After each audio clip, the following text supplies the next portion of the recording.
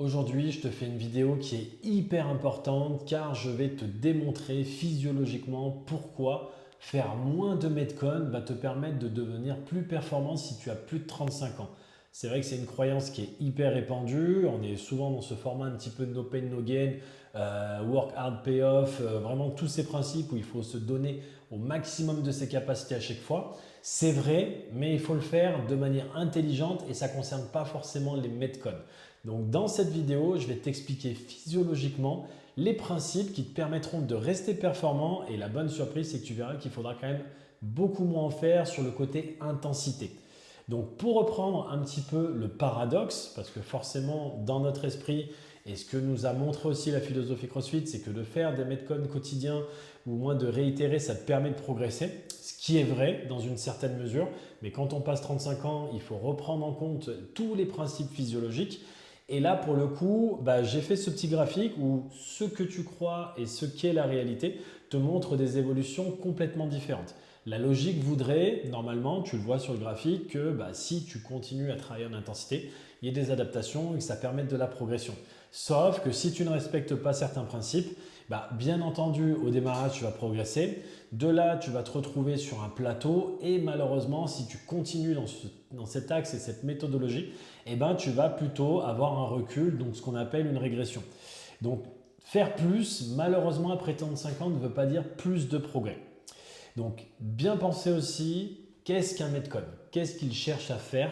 Et c'est là où il y a beaucoup de personnes qui se trompent sur la réelle valeur de faire un Metcon. Le Metcon, il est là pour exprimer vos capacités. C'est-à-dire qu'il n'est pas là pour vous permettre justement de pouvoir amener une progression, c'est un test.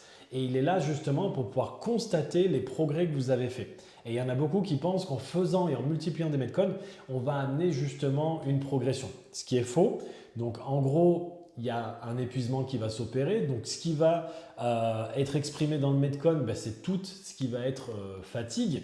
Donc votre glycogène musculaire, ça va être votre système nerveux central, votre phosphocréatine, la capacité de récupération. Donc il y a une dégradation de votre état corporel via le travail d'intensité. C'est ce qu'on veut, bien entendu, parce qu'on cherche à exprimer des capacités à haute intensité. Mais par contre, ce qui ne crée pas, ça va être du travail pour développer votre force maximale, du travail pour développer votre masse musculaire, votre puissance pure et même votre base aérobie. Pensez bien, le Metcon, il utilise vos qualités, mais il ne cherche pas à les développer. Ça, c'est un principe hyper important justement à prendre en compte. Donc, qu'est-ce qui change réellement quand on a passé 35 ans, des choses qu'on pouvait faire facilement à 25 ans et qu'on ne peut plus faire malheureusement quand on passe 35 ans? Tout simplement, le cœur du sujet, c'est la récupération de votre système nerveux central. Il faut savoir qu'à 25 ans, votre système nerveux central, il mettait à peu près 24 heures pour récupérer. Passé 35-40 ans, on est plus aux alentours de 48 voire même 72 heures. C'est-à-dire que quand vous faites un Metcon intense, avant le lendemain, vous aviez 24 heures de battement, vous pouviez facilement récupérer. Quand vous avez passé 35-40 ans, il vous faut 2 voire même 3 jours de récupération pour que votre système nerveux soit totalement optimal pour pouvoir justement réitérer le même effort. Et le problème, c'est que si vous enchaînez 2 jours d'intensité, vous n'allez tout simplement pas récupérer suffisamment au niveau du système nerveux et continuer de le dégrader. Donc la fatigue neurale, elle est silencieuse, ce n'est pas quelque chose qu'on va pouvoir constater directement. Donc oui, vos muscles peuvent récupérer en 24 heures, mais votre système nerveux central, si vous appuyez fort dessus, comme je vous l'ai dit, on est plus aux alentours de 48-72 heures. Donc le problème, c'est ça va être l'enchaînement. Admettons, vous faites 5 Metcon par semaine. Donc le premier jour, vous êtes à 100%. Le deuxième jour, vous avez récupéré, mais vous êtes à 78% au niveau de la récupération de votre système nerveux. Le troisième jour, vous êtes à 55. Le quatrième jour à 34 et le cinquième jour à 18. Donc c'est vraiment des estimations bien sûr, mais ça montre qu'il y a une dégradation chronique qui va s'opérer au niveau de votre système nerveux et vous pouvez le constater vous-même quand vous enchaînez 2 voire même 3 Metcon, ça a été mon cas personnel. Le lundi vous êtes bien, le mardi vous sentez que vous n'arrivez pas forcément à bien exprimer les qualités et le mercredi concrètement vous êtes en survie. Moi personnellement c'est ce qui m'arrivait à chaque fois, souvent j'enchaînais 3 jours avant de prendre le jeudi en récupération, j'arrivais le mercredi, tout était lourd, tout était difficile. Sur le long terme, l'envie de s'entraîner devenait même compliquée. Donc c'est là où c'est important de prendre en compte les choses et de se dire que Un Metcon est là donc d'une pour exprimer vos capacités, mais surtout si vous n'arrivez pas à les exprimer réellement, il n'y aura pas de bénéfice réel en fait dedans. Donc il vaut mieux avoir moins d'efforts faits mais de qualité que d'enchaîner et de faire du volume sous fatigue chronique. Donc clairement ça. Donc le mécanisme clé à prendre en compte justement pour pouvoir comprendre comment relancer la progression, ça va être ce qu'on appelle le principe de surcompensation. Il faut savoir que quand vous faites un effort, et peu importe lequel qu'il soit, il y a toujours votre corps qui va s'adapter et chercher à surcompenser. Donc sur le graphique, vous pouvez le voir, on va faire un effort, donc il va y avoir une dégradation de votre état corporel. Donc votre organisme en gros se dégrade via justement l'effort que vous avez fait et de là il repart en reconstruction. Ce qui est intéressant, c'est que si on lui laisse assez de temps, d'accord, donc quand vous avez 25 ans, autour de 24 heures, quand vous avez autour des 35-40 ans, on est plus autour des 48-72 heures, et bien votre corps, il va même avoir une suradaptation et appeler donc ce qu'on appelle de la surcompensation.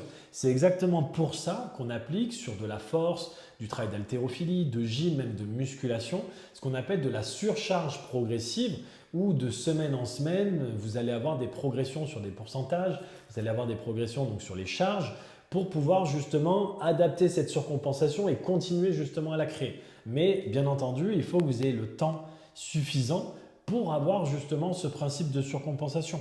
Et c'est là où c'est hyper important de le comprendre que si vous placez 2 Metcon, donc vraiment de manière idéale, c'est-à-dire entre 48 et 72 heures, et ben vous allez faire le premier Metcon qui va dégrader votre état corporel.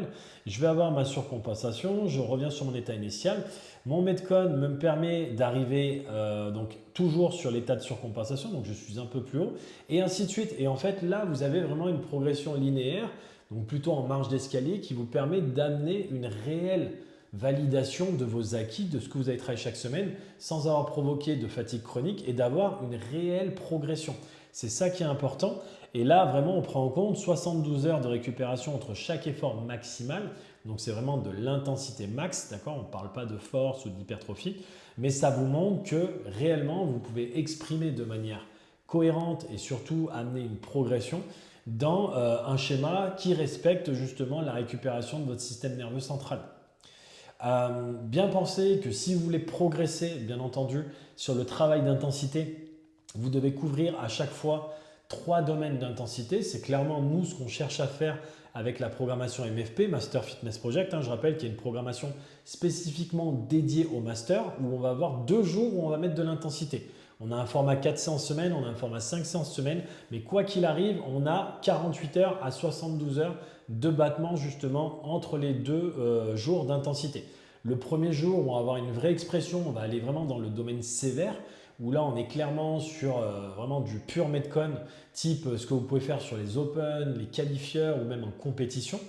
Et ensuite, donc, on va avoir un deuxième jour espacé, comme je vous ai dit, de 48 à 72 heures. C'est 48 pour le format 4 séances, 72 pour le format 5 séances, où là, on va travailler donc le domaine élevé, notamment avec du travail d'endurance musculaire, et le domaine modéré avec du travail de conditioning, où on va plus être sur une base aérobie, donc une intensité modérée.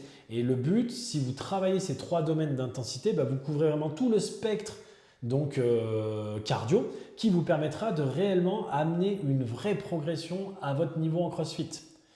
Donc, qu'est-ce qu'on construit réellement? Qu'est-ce qu'il faut construire réellement? Et c'est ça le but, vous devez penser. Donc, ce n'est pas le Metcon, ce n'est pas ce qui est construit dans le Metcon, mais c'est important de construire autour de ça votre force maximale, donc d'avoir du travail de force, ce qui est en général compris dans toutes les programmations, avec du travail de squat, du travail de tirage, du travail sur le haut du corps. Travailler votre masse musculaire, il faut la stimuler, c'est hyper important aussi. Et ça, vous devez faire du travail donc vraiment de renforcement musculaire, du functional bodybuilding, mais pas juste un petit bloc en fin de séance, vraiment d'avoir des blocs dédiés et quasiment quotidiens pour réellement travailler, et encore plus quand vous avez passé 35 ans, parce que je le rappelle, vous avez le phénomène de sarcopénie qui va commencer à rentrer en ligne de compte, donc cette fameuse destruction musculaire liée à l'âge où on perd, si on ne fait rien bien entendu, 1% de masse musculaire par an, donc vous pouvez perdre 10% en 10 ans, ce qui est énorme, et que si vous faites un vrai travail de renforcement dédié, vous ne perdrez rien, vous pourrez maintenir, voire même développer et contrer justement ce phénomène de sarcopénie. Donc le renfort, il est d'autant plus important pour nous, master, que ce qu'il est pour des élites ou des jeunes autour des 25 ans. Bien entendu, après du travail de puissance, parce que c'est un des principes qu'on perd très rapidement, l'explosivité. donc notamment avec du travail d'haltérophilie. Et après, bien sûr, bien construire votre base aérobie avec du travail notamment de zone 2 que vous pouvez faire en dehors des séances, voire même en construction dedans. Mais vraiment, voilà, que ça soit structuré pour vraiment travailler tous les schémas. Et c'est ça que vous allez chercher à exprimer dans vos metcon, dans vos travaux d'intensité. Donc le verdict, c'est quoi? C'est que si vous faites 5 metcon ou si vous faites 2 metcon, les rendus ne sont pas les mêmes. Et encore une fois, prenez en compte votre expérience personnelle. Vous avez forcément fait ces erreurs, je les ai faites aussi et je peux vous dire que ça change tout en ligne de compte. C'est pour ça que j'ai listé ici. Donc si vous faites 5 metcon semaine, la qualité d'effort va être dégradée, alors que 2 metcon par semaine, vous pouvez réellement mettre l'intensité parce que vous arrivez frais, vous êtes concentré, il n'y a pas de dégradation au niveau des mouvements, vous êtes capable de mettre une vraie intensité, donc un vrai travail et un vrai stimulus. Une récupération donc, du système nerveux central qui est toujours incomplète sur le format si vous faites 4-5 metcon semaine. Vous arrivez avec un système nerveux central rechargé à bloc justement en prenant en compte ce délai de 48-72 heures. Le risque de blessure, bien entendu, il va être élevé pour le 5 metcon semaine parce que vous travaillez sous fatigue. Donc, vous n'avez plus forcément votre conscience corporelle. Vous allez chercher le coûte que coûte, vraiment aller chercher dans la douleur qui va dégrader votre mouvement au risque de vous blesser. Alors que là, comme je vous disais, vous êtes conscient, vous êtes frais et ça vous permet justement d'avoir des mouvements maîtrisés. Pas d'adaptation réelle, très faible parce que vous travaillez sous fatigue, donc vous ne vous donnez pas à 100%. Alors que là, sur 2 metcon, on est vraiment sur une qualité optimale pour justement amener un bon stimulus. Et sur la progression long terme, vous êtes en stagnation parce que vous faites beaucoup d'intensité mais pas avec le stimulus qu'il faut, alors qu'avec 2 metcon, on continue d'évoluer. Donc moins, c'est égal à mieux et c'est ça qui est important. Il ne faut pas être forcément accro à vouloir absolument se mettre en PLS tous les jours pour penser qu'on a bien travaillé. Bien travailler, c'est quoi? C'est d'avoir une architecture donc, de votre semaine bien pensée. Vous allez avoir du travail d'haltérophilie, du travail spécifique gym, en technique, en force, en capacité. Vous allez avoir du travail de renforcement musculaire, de prévention de blessures, du travail aérobie, du travail d'intensité qui couvre bien les 3 domaines. Et là, vous êtes bien s'il y a une bonne répartition à chaque fois qui vous permet d'arriver frais à chaque séance. Et c'est clairement nous ce qu'on a cherché à faire et qu'on a développé dans la programmation MFP. Et c'est ça qui est agréable justement, c'est de pouvoir arriver, que vous fassiez donc le format 5 séances semaine par exemple, que vous soyez le lundi, le mardi, le mercredi, le vendredi, le samedi, vous êtes frais. Vous avez des pourcentages d'haltérophilie à faire, vous êtes capable de les tenir. Vous avez du travail spécifique de gym à faire, vous êtes capable de le tenir et vous êtes capable d'exprimer dans les metcon, de mettre la réelle intensité pour pouvoir constater une vraie progression. C'est ça le plus important. Qu'est-ce qu'il faut retenir? Il faut retenir que le metcon, c'est un test. Il est là pour exprimer vos capacités, il ne les construit pas. Ensuite, après 35 ans, le facteur majeur, c'est votre système nerveux central. Il récupère en 48-72 heures. Sous couvert, 48 heures, bien sûr, vous avez eu un bon sommeil, un bon cycle de récupération. Que 5 metcon, ça va vous donner une qualité dégradée et une fatigue chronique, chose que vous vivez sûrement à l'heure actuelle.